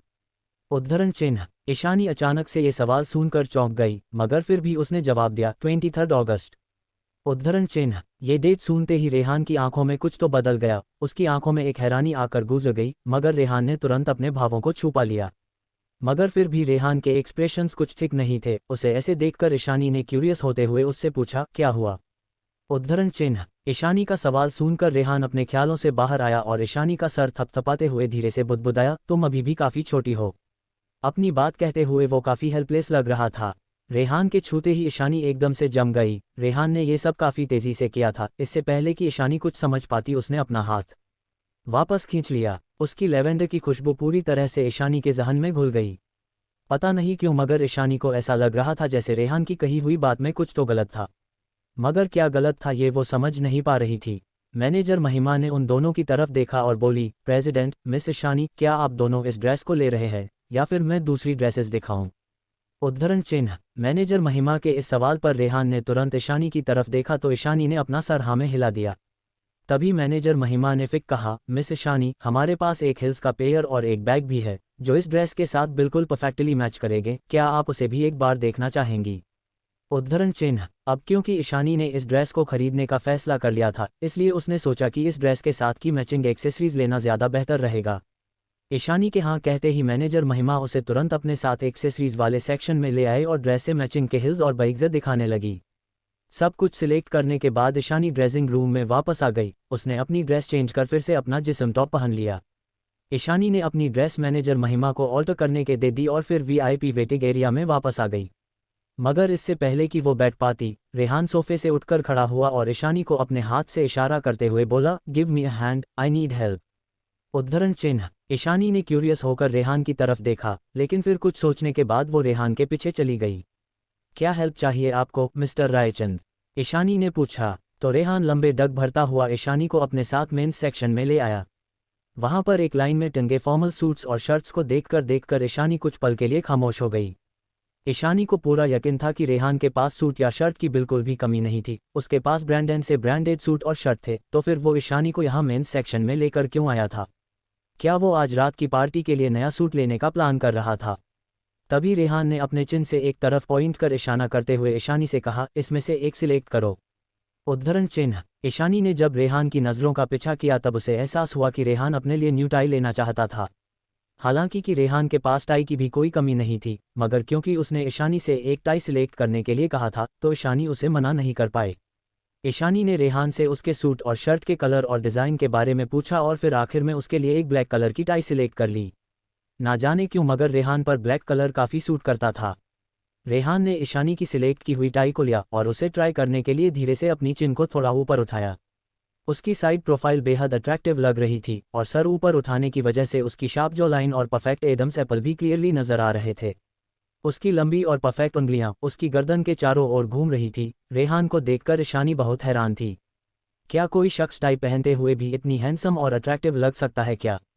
उद्धरण चिन्ह। इस वक्त रेहान के अंदर अक्सर मौजूद होने वाले आलस का एक कतरा भी नजर नहीं आ रहा था और उसकी गहरी आंखें बेहद अट्रैक्टिव लग रही थी। ईशानी तुरंत 2 कदम पीछे हटकर खड़ी हो गई। भले ही रेहान की पिठ ईशानी की तरफ थी मगर फिर सामने लगे बड़े से शीशे में वो रेहान के अट्रैक्टिव और हैंडसम चेहरे को साफ साफ देख सकती थी। उसके चेहरे की बारीक से बारीक डिटेल्स सामने लगे मिरर में साफ नजर आ रही थी। रेहान इतना हैंडसम था कि वो बड़े से बड़े इंटरनेशनल मॉडल्स को भी मात दे सकता था। भगवान ने शायद बड़ी ही फुर्सत से बनाया था उसे, और उसकी मिस्टीरियस और चार्मिंग पर्सनैलिटी तो जैसे सोने पर सुहागा थी। उसकी प्रेजेंस ही आसपास के लोगों का ध्यान उसकी तरफ अट्रैक्ट करने के लिए काफ़ी थी। दिल्ली की बड़ी बड़ी सोशलाइट्स और एंटरटेनमेंट इंडस्ट्री की एक्ट्रेसेस रेहान के पीछे ऐसे ही पागल नहीं थी। उसमें एक अजीब सा आकर्षण था जो किसी को भी उसकी तरफ अट्रैक्ट कर सकता था। रेहान ने जैसे ही अपनी नज़रें उठाई वैसे ही उसकी हेजल नज़रें शीशे से होते हुए ईशानी की गहरी नीली नज़रों से जा मिली। मगर रेहान पीछे नहीं पलटा। उसने मिरर में से ही ईशानी की नीली आंखों में देखा और मुस्कुराते हुए पूछा, कैसा लग रहा हूं मैं? उद्धरण चिन्ह। उसका सवाल सुनकर एक पल के लिए ईशानी चौंक गई मगर फिर उसने पूरी ऑनेस्टी के साथ अपना सर हिलाते हुए कहा, ये टाई आप पर काफ़ी सूट कर रही है, it looks good on you. तभी रेहान पलटा और थोड़ा आगे की तरफ झुक गया। उसका चेहरा इस वक्त ईशानी के चेहरे के बिल्कुल सामने था। उन दोनों की हाइट में काफ़ी फर्क था। ईशानी मुश्किल से रेहान के सीने तक ही आ पाती थी मगर अब रेहान के झुकते ही उन दोनों के बीच की दूरी बेहद कम हो गई थी। रेहान की गहरी आंखें लगातार ईशानी की आंखों में झांक रही थी। उन दोनों ने जैसे ही सांस ली, ईशानी को ऐसा महसूस हुआ जैसे कि उसका शरीर एकदम से गर्म हो गया हो। वो रेहान की बॉडी से निकलती हीट को साफ महसूस कर पा रही थी। वो दोनों इस वक्त एक दूसरे के इतने करीब थे कि ईशानी अपना रिफ्लेक्शन भी रेहान की आंखों में साफ साफ देख पा रही थी। ईशानी को ऐसा महसूस हुआ जैसे किसी ने उसे एक छोटी सी जगह में बंद कर दिया हो। उसे हल्की घुटन महसूस होने लगी और वो अपनी सांसों को रोके वहीं खड़ी रही। असल में तो ईशानी का शरीर भले ही 77 साल का था मगर अपने पिछले जन्म में वो 27 साल तक जिंदा रही थी। सो बेसिकली ईशानी अंदर से एक 27 साल की मैच्योर लड़की थी। इसलिए जब रेहान उसके करीब आया तो उसे समझ ही नहीं आया कि वो कैसे रिएक्ट करे। तभी अचानक रेहान के होठों पर एक गहरी मुस्कान छा गई। उसने धीरे से अपना सर झटका और ईशानी के माथे पर अपनी फोरफिंगर से हल्का सा फ्लिक करते हुए बोला, little kiddo, you really have a good taste. Rehan की इस बात के पीछे का मतलब ईशानी समझ नहीं पाए। उसे समझ ही नहीं आया कि रेहान टाई की तारीफ कर रहा था या फिर खुद की। ईशानी तुरंत रेहान से दूर होकर खड़ी हो गई। रेहान उसकी इस हरकत पर हल्का सा मुस्कुराया। वो भी सीधा खड़ा हो गया। उसने अपने गले से टाई उतारी और उसे मैनेजर महिमा की तरफ बढ़ाते हुए बोला, इसे भी ड्रेस और बाकी चीज़ों के साथ पैक कर दो। उद्धरण चिन्ह। ये इस प्रेसिडेंट मैनेजर महिमा ने तुरंत एक स्टाफ मेंबर से सिलेक्ट की हुई सारी चीज़ों को अलग से पैक करने के लिए कहा और खुद सबका बिल बनाने लगी। प्रेसिडेंट, ये आपका बिल, आपका टोटल बिल 8 लाख का हुआ है। मैनेजर महिमा ने रेहान को देखते हुए कहा। हालांकि कस्टम मेड ड्रेसेस के मुकाबले रेडीमेड ड्रेसेस काफ़ी सस्ते होते थे मगर लॉर्ड की बढ़ती कीमतों ने अपने कस्टमर्स को कभी निराश नहीं किया था। ईशानी पहले तो इतनी महंगी ड्रेस नहीं खरीदना चाहती थी मगर अब उसे वो ड्रेस पसंद आ चुकी थी। उसे इस स्टोर में कदम ही नहीं रखना चाहिए था। उद्धरण चिन्ह। उसने जैसे ही बिल पे करने के लिए अपना कार्ड निकालना चाहा वैसे ही रेहान ने उसे रोक दिया। रेहान ने मैनेजर महिमा की तरफ अपना कार्ड बढ़ाया और ईशानी का कार्ड उसके बैग में वापस रख दिया। ईशानी को रेहान की ये हरकत बिल्कुल नागवार गुजरी और उसने अपना बिल खुद पे करने के लिए थोड़ा जोर देते हुए रेहान से कहा, मिस्टर रायचंद, ये ड्रेस, ये बैग और ये हिल सब कुछ मेरे लिए है तो इन सब का बिल भी मैं ही पे करूँगी। उद्धरण चिन्ह। ईशानी को काफ़ी हैरानी हुई। उसे समझ नहीं आ रहा था कि आखिर रेहान उसका बिल क्यों पे करना चाहता था। रेहान ने ईशानी की तरफ देखा और एक बार फिर अपना चेहरा थोड़ा सा नीचे की तरफ झुका लिया। उसे अक्सर ईशानी से बात करते वक्त अपना सर झुकाने की आदत पड़ गई थी। रेहान के होठों पर एक सिडक्टिव स्माइल तैर गई और उसने ईशानी को देखते हुए कहा, मैं एक बच्ची को शॉपिंग पर लेकर आया हूं और मेरे रहते अगर उस बच्ची को खुद अपनी पॉकेट मनी से बिल पे करना पड़ा तो फिर मेरी लोगों के बीच क्या इज्जत रह जाएगी। सब मेरा मजाक उड़ाएंगे कि रेहान रायचंद ने एक बच्ची से बिल पे करवाया। उद्धरण चिन्ह। ये सुनकर ईशानी बिल्कुल स्तब्ध रह गई। फिर से बच्ची, she is a god damn 27-year-old poor soul. वही बगल में खड़ी मैनेजर महिमा ने जब ईशानी के एक्सप्रेशंस देखे तो उनकी लगभग हंसी निकल गई मगर उन्होंने जैसे तैसे खुद को कंट्रोल किया। वो सोचने लगी कि क्या उनके प्रेसिडेंट और मिस ईशानी वाकई में एक दूसरे के करीब थे या फिर ये सब कुछ सिर्फ एक दिखावा था। ईशानी ने कुछ पल तक शांति से सोचा और उसे भी रेहान की बात सही लगी। साथ ही वो एक अजनबी महिला के सामने रेहान से बहस नहीं करना चाहती थी। Thank you mister Raichand, Ishani ने एक गहरी आह भरते हुए कहा। एक तो वह पहले से ही रेहान के एहसानों तले दबी हुई थी, अब उस पर से इस ड्रेस के कारण ये एक और कर्ज ईशानी पर चढ़ गया था। अगर उसे कभी मौका मिला तो वो रेहान के सारे कर्ज एक दिन जरूर चुकाएगी। तभी अचानक रेहान ईशानी के कान के करीब आया और अपनी गहरी मगर मैग्नेटिक वॉइस में बोला, तुम अपनी पॉकेट मन चॉकलेट खाने के लिए संभाल कर रखो। उद्धरण चिन्ह, रेहान के सांसों की गर्माहट को वो अपने कान पर साफ महसूस कर सकती थी। उसे ऐसा लगा जैसे उसके कान जल रहे हो। ईशानी ने रेहान की बात सुनकर अपनी आवाक नज़रों से उसे देखा। रेहान सच में उसके साथ ऐसे बिहेव करता था जैसे कि वो सच में एक छोटी बच्ची हो। उद्धरण चिन्ह, ईशानी ने रेहान की आंखों में देखा और बोली, सालों बीत गए मुझे चॉकलेट खाए हुए। उद्धरण चिन्ह, वो रेहान के सामने हार नहीं मानना चाहती थी। वो उसे बताना चाहती थी कि वो कोई 5 साल की छोटी बच्ची नहीं है जिसे चॉकलेट और कैंडी से कोई भी आकर बहला लेगा। रेहान ने उसकी आंखों में एक जिद्दीपन देखा। वो हल्का सा मुस्कुराया और उसने अपने सामने खड़ी इस लड़की को थोड़ा परेशान करने के बारे में सोचा। अच्छा ठीक है, तुम नाराज मत हो, मैं अगली बार तुम्हारे लिए ढेर सारी चॉकलेट्स खरीद दूंगा, ओके। रेहान ने उसका फ्लफी सर थपथपाते हुए कहा। ईशानी उसका जवाब सुनकर बिल्कुल निशब्द रह गई। फाइन, उसने हार मान ली, वो इस शख्स से बिल्कुल भी जीत नहीं सकती थी। उद्धरण चिन्ह, रेहान ईशान के फ्रस्ट्रेटेड एक्सप्रेशंस को अपनी चमकती हुई आंखों के साथ देख रहा था। इस लड़की के कोल्ड और एक्सप्रेशनलेस चेहरे पर सरप्राइजिंग एक्सप्रेशंस देखना उसे काफ़ी दिलचस्प लगता था। हालांकि रेहान अपनी लिमिट्स जानता था, उसे पता था कि उसे कब और कहां पर रुकना है। उसने अपनी रिस्ट वॉच में टाइम देखा तो सुबह के 11:30 बज रहे थे। मेरी टाई को छोड़कर बाकी सब कुछ बेदी विला डिलीवर करवा देना, उसने मैनेजर महिमा से कहा। तो मैनेजर महिमा ने भी तुरंत मुस्कुराते हुए अपना सर हाँ में हिला दिया। पहले तो ईशानी अपनी शॉपिंग खत्म करने के बाद सीधा बेदी विला वापस जाने वाली थी, मगर अब जब रेहान उसके साथ था तो उसे ये अभी पॉसिबल नहीं लग रहा था। ठीक तभी रेहान ने उसकी तरफ देखा और कहा, लेट्स गो, हम पहले साथ में लंच करेंगे, उसके बाद मैं तुम्हें बेदी विला ड्रॉप कर दूंगा। उद्धरण चिन्ह, 42 रेहान ईशानी को एक जैपनीज रेस्टोरेंट में ले आया जो कि मॉल के टॉप फ्लोर पर बना हुआ था। उस रेस्टोरेंट को काफ़ी खूबसूरती से डेकोरेट किया गया था, वहाँ का माहौल काफ़ी पीसफुल था। ईशानी को पहली नज़र में ही वो रेस्टोरेंट काफ़ी पसंद आ गया था। रेहान ईशानी को एक वीआईपी रूम में ले आया। वो दोनों जैसे ही आकर टेबल पर बैठे, वैसे ही रेहान ने मेन्यू ईशानी की तरफ बढ़ाते हुए कहा, तुम जो चाहें वो ऑर्डर कर सकती हो। उद्धरण चिन्ह, रेहान के इतना कहते ही टेबल पर रखा उसका फ़ोन एकदम से बज उठा। उसने अपने फ़ोन स्क्रीन पर एक नज़र डाली तो वहाँ पर एक नोटिफिकेशन आया हुआ था। करण ने उसे एक व्हाट्सएप मैसेज भेजा था। रेहान, मेरी मीटिंग जस्ट अभी अभी खत्म हुई है, क्या तुम अभी भी ईशानी के साथ लिबर्टी में हो? Closing square bracket. इस मैसेज को पढ़कर रेहान की भौहें आपस में जुड़ गई। तभी उसे करण का एक और मैसेज आया, मुझे पता चला है कि तुम लंच के लिए ईशानी के साथ अंकल जॉर्ज के जैपनीज रेस्टोरेंट में आए हो। मुझे अपना रूम नंबर बताओ, मैं बस थोड़ी देर में वहां पहुंच रहा हूं। Closing square bracket. इस मैसेज को पढ़ने के बाद रेहान ने अपना फ़ोन उठाया और उस पर अपनी उंगलियां चलाने लगा। तुम अभी मत आओ, 2 घंटे बाद आना, रेस्टोरेंट अभी पूरा फुल है, यहाँ बैठने तक की कोई जगह नहीं है। Closing square bracket. करण, जो कि अपनी कार की चाबी लेकर मीटिंग रूम से हंसी खुशी बाहर निकल रहा था, रेहान के इस मैसेज को पढ़कर वो एकदम से रुक गया और हैरानी से अपने फ़ोन को देखने लगा। उसने गुस्से में अपने फ़ोन पर उंगलियां चलाई और कुछ टाइप करने लगा। रेहान, तुम्हारे लिए बेहतर यही होगा कि तुम मुझसे झूठ ना बोलो, भूलो मत कि तुम मेरे वीआईपी मेंबरशिप कार्ड का यूज़ कर रहे हो। Closing square bracket. करण के भेजे हुए इस मैसेज को पढ़कर रेहान बड़ी ही शांति से उसे रिप्लाई किया, भले ही कार्ड तुम्हारा है मगर ये मॉल मेरा है। उसका रिप्लाई पढ़कर करण निशब्द हो चुका था। करण को इस वक्त इतना गुस्सा आ रहा था कि उसका पूरा चेहरा लाल हो गया था। उसने जोर से मीटिंग रूम का दरवाज़ा खोला और फिर अपने पीछे एक तेज़ आवाज़ के साथ मीटिंग रूम का दरवाज़ा बंद करते हुए बाहर निकल गया। उसकी इस हरकत से मीटिंग रूम में बैठे बाकी के एम्प्लॉयज सदमे आ गए थे। आखिर उनके सीईओ को हो क्या गया था? कुछ देर पहले तक तो करण का मूड बिल्कुल ठीक था। करण के जाने के बाद कंपनी में ये अफवाह भी फैलने लगी थी कि उनके सीईओ करण ने ओल्ड मास्टर सिघानिया कॉल कर उनके सामने लिबर्टी को खरीदने का एक प्रपोजल भी रखा था, जिसे सुनने के बाद ओल्ड मास्टर सिघानिया ने उसे खूब डांटा और गुस्से में कॉल कट कर दिया। करण की ये हरकत कंपनी के एम्प्लॉयज़ के बीच गॉसिप का टॉपिक बन चुकी थी। सच में घोर कलयुग है कलयुग। ओल्ड मास्टर सिघानिया का आज बर्थडे है और आज ही के दिन उनके पोता और पोती उनकी जायदाद के लड़ रहे हैं। सच कहते हैं लोग कि एक अमीर इंसान कभी अपनी दौलत से संतुष्ट नहीं होता है। बेचारे करण को तो पता भी नहीं था कि उसके बारे में उसकी ही कंपनी में कितनी सारी अफवाहें फैल चुकी थी। और इन सब के पीछे का असली कल्प्रिट रेहान शांति से ईशानी के साथ रेस्टोरेंट के प्राइवेट रूम में बैठा लंच कर रहा था। ईशानी को भी इस बात की कोई खबर नहीं थी कि उसके साथ अकेले लंच करने के लिए रेहान ने बेचारे करण को फंसा दिया था।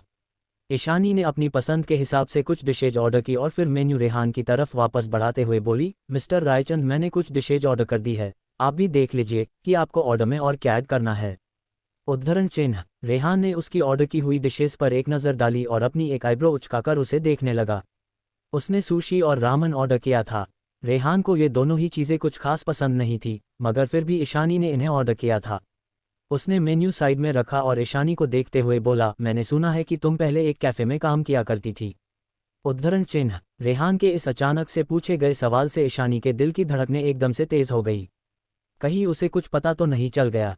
उद्धरण चिन्ह। मगर ईशानी ने खुद को ऊपर से बिल्कुल शांत रखा हुआ था। उसने रेहान की तरफ देखा और अपना सर धीरे से हिलाते हुए बोली, हाँ, मैं पहले एक्स्ट्रा पॉकेट मनी के लिए एक कैफ़े में काम किया करती थी।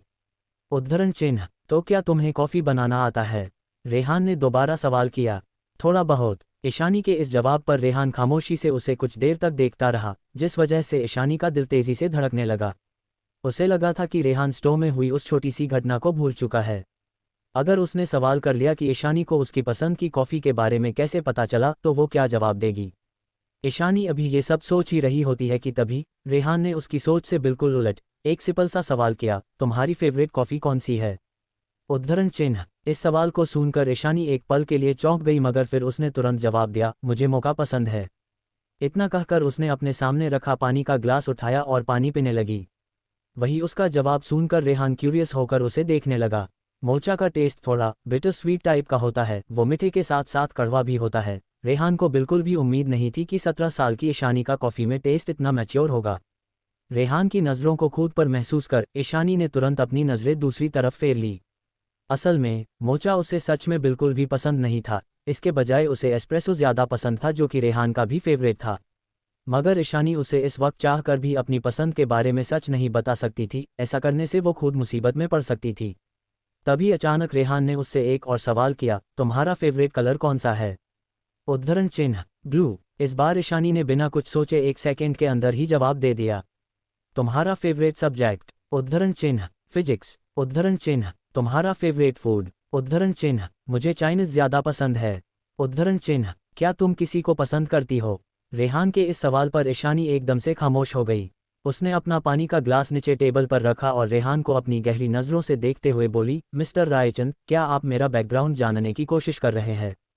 उद्धरण चिन्ह। उसे रेहान के सवालों से कोई दिक्कत नहीं थी, जब तक कि उसने अपना ये आखिरी सवाल नहीं पूछा था। ईशानी का रिएक्शन देखकर रेहान हल्का सा हंसते हुए बोला, तो क्या सच में तुम्हारे पास ऐसा कोई भी शख्स नहीं है जिसे तुम पसंद करती हो?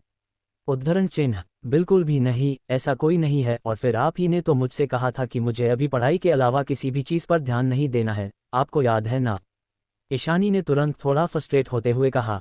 ईशानी की इस बात पर रेहान अपनी उंगली से अपने माथे को रगड़ने लगा, साथ ही साथ उसके होठों पर एक हेल्पलेस स्माइल भी थी। ऐसा लग रहा था जैसे उसने खुद ही अपने पैरों पर कुल्हाड़ी मार ली थी। तभी रेहान ने टॉपिक चेंज करते हुए ईशानी से कहा, अगर तुम्हारे पास भी कोई सवाल हो तो तुम मुझसे बेझिझक पूछ सकती हो, मैं तुम्हारे सारे सवालों के जवाब दूंगा। उद्धरण चिन्ह। ये सुनकर ईशानी अपना सर ना में हिलाते हुए बोली, नहीं, मेरे पास कोई सवाल नहीं है। उद्धरण चिन्ह। वो दोनों यहाँ पर सिर्फ दोपहर का लंच करने आए थे, तो फिर ये सवालों की बौछार क्यों? ईशानी को समझ नहीं आ रहा था कि आखिर रेहान उसके साथ ये केबीसी क्यों खेल रहा था। ईशानी का जवाब सुनकर रेहान ने हल्के से अपनी आंखें बंद कर ली और चेयर पर पीछे की तरफ टिक गया। तभी दरवाजे पर दस्तक हुई। एक वेटर फूड कार्ट के साथ अंदर आया और उन दोनों का ऑर्डर सर्व करने लगा। वेटर को देखकर रेहान भी कुछ देर के लिए खामोश हो गया। ये पहली बार था जब ईशानी रेहान के साथ अकेले लंच कर रही थी। रेहान का प्रेजेंस अक्सर बहुत ही डोमिनेटिंग और यूनिक होता था। उसका चेहरा और उसकी आंखें हमेशा कोल्ड रहती थी। उसे देखकर ऐसा लगता था जैसे कि वो सालों से जमा हुआ कोई आइसबर्ग हो। मगर इस वक्त रेहान काफ़ी शांत और टेंशन फ्री नज़र आ रहा था। उसकी तेज़ और गहरी नज़रें फिलहाल आलस से भरी हुई थी, और उनमें आज एक अजीब सा पेशेंस नज़र आ रहा था। उसके एक्सप्रेशंस काफ़ी हद तक सॉफ्ट हो चुके थे। अगर रेहान को करीब से जानने वाला कोई उसे ऐसे देख लेता तो पक्का उसका शौक से मरना तय था। बाकी लोग भी शायद उसे इस अवतार में देखकर यकीन नहीं कर पाते। रेहान ने अपनी चॉपस्टिक उठाए और उन्हें अलग करते हुए ईशानी से पूछा, मैंने पिछली बार तुम्हें वर्कशीट्स दी थी, क्या तुमने उन्हें सॉल्व करना शुरू कर दिया है? इतना कहकर उसने अपनी चॉपस्टिक से एक सुशी का पीस उठाया और उसे ईशानी की प्लेट में रख दिया। रेहान के इस सवाल पर पहले तो ईशानी कुछ पल के लिए खामोश हो गई, चाहे जो जाए शायद अब वो उन वर्कशीट से बच नहीं सकती थी। उसने एक गहरी सांस ली, फिर जवाब दिया, मैंने उनमें से कुछ वर्कशीट्स कंप्लीट कर ली है, कुछ अभी बाकी है। क्या वो तुम्हारे लिए टफ थी? तुम्हें उन्हें सॉल्व करते वक्त कोई प्रॉब्लम तो नहीं हुई? रेहान ने दोबारा सवाल किया। तो ईशानी उससे अपनी नज़रें चुराते हुए बोली, नहीं, वो इतनी भी टफ नहीं थी, मैं उन्हें सॉल्व कर सकती हूँ। उद्धरण चिन्ह। रेहान ने ये सुनकर कुछ पल तक ईशानी की तरफ देखा और फिर मुस्कुराते हुए उससे बोला, अगर तुम्हें कोई भी डाउट हो या कोई भी प्रॉब्लम हो तो तुम मेरे पास आ सकती हो। उद्धरण चिन्ह। भले ही रेहान को स्कूल से पास आउट हुए काफ़ी साल बीत चुके थे, लेकिन रेहान को अब भी लगता था कि वो ईशानी की फिजिक्स में काफ़ी मदद कर सकता था। मगर ईशानी को रेहान का सुझाव सुनकर काफ़ी अजीब लगा और उसने तुरंत रेहान को याद दिलाते हुए कहा, मिस्टर रायचंद, हमारे स्कूल में स्टूडेंट्स के डाउट सॉल्व करने के लिए टीचर्स है।